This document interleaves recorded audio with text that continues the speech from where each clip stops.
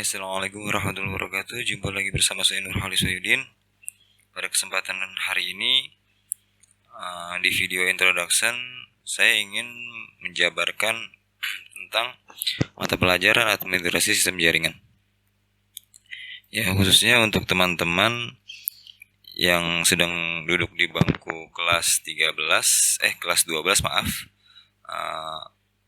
Jadi yang masih bingung nih, untuk teman-teman, apa sih administrasi sistem jaringan? Jadi sedikit saja saya bahas ya. Jadi mata pelajaran administrasi sistem jaringan itu salah satu mata pelajaran SMK program keahlian teknik komputer jaringan untuk siswa kelas 12. Mata pelajaran ini termasuk paket keahlian pada bidang keahlian teknologi informasi dan komunikasi dengan program keahlian teknik komputer dan jaringan. Mapel ini diajarkan selama 2 tahun, yaitu pada kelas 11 dan 12 ya.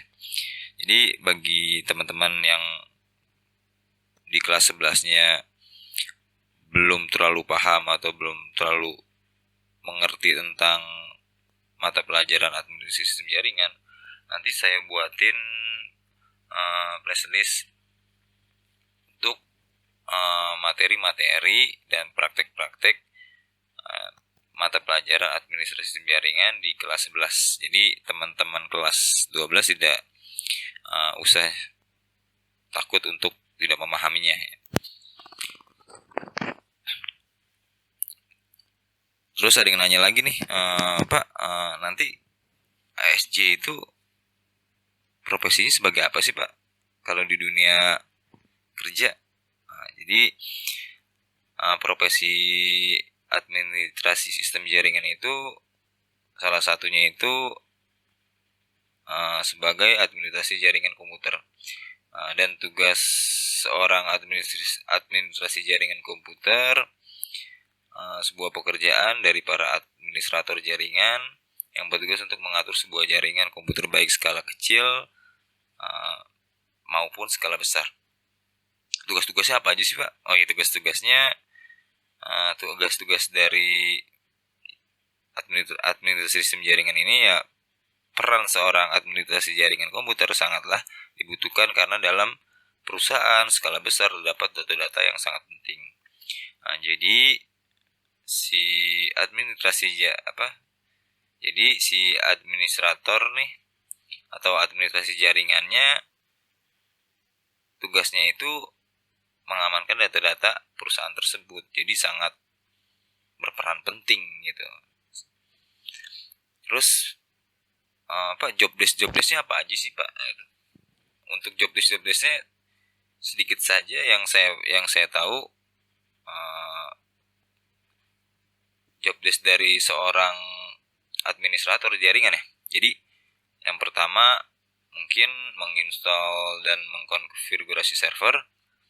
Yang kedua menginstal application software atau software application. Yang ketiga membuat manajemen atau mengolah user. Terus yang paling penting ini membackup dan merestore file, apalagi yang berhubungan dengan database, bisa diperbankan ya. Jadi sedikit saja ulasan tentang administrasi sistem jaringan. Jadi saya harap teman-teman gak bingung lagi nih. Jadi sangat penting nih ternyata mata pelajaran administrasi sistem jaringan ini. Jadi teman-teman, ternyata kerjanya ini ya, maksudnya profesinya ini, tugasnya ini ya, perannya sangat penting ya gitu. Ternyata job desknya kayak gini doang gitu. Jadi teman-teman jadi nggak usah bingung lagi nih. Jadi di sini ada, ini kan introduction ya, video introduction, perkenalan. Jadi untuk video-video selanjutnya kita membahas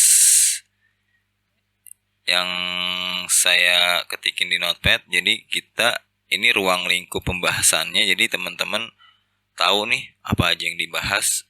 Berapa sih yang dibahas poinnya? Cuma 8. Jadi pembahasan kita, untuk pembahasan kita yang pertama itu menjelaskan proses evaluasi kontrol panel hosting. Setelah kita bahas selesai teman-teman tonton video dan praktek, teman-teman step berikutnya itu berarti yang kedua nih, berarti kita membahas tentang pembahasan kita itu menjelaskan proses evaluasi hosting server. Lanjut lagi tuh yang ketiga, menjelaskan proses evaluasi virtual private server. Lanjut lagi nih, kita membahas menjelaskan proses evaluasi dedicated hosting server, VPN server, sistem kontrol dan monitoring, sistem keamanan jaringan, sampai yang terakhir menganalisis permasalahan sistem administrasi jaringan. Nah, yang diharapkan dari pembahasan dari 8 poin, harapan dari hasil pembahasan itu teman-teman itu sudah memahami prosedur konfigurasi kontrol panel hosting. Nah, teman-teman juga sudah diharapkan memahami prosedur konfigurasi hosting server, virtual private server, dedicated hosting server, VPN server, sistem kontrol dan monitoring, sistem keamanan jaringan, sampai memahami prosedur perbaikan sistem administrasi jaringan.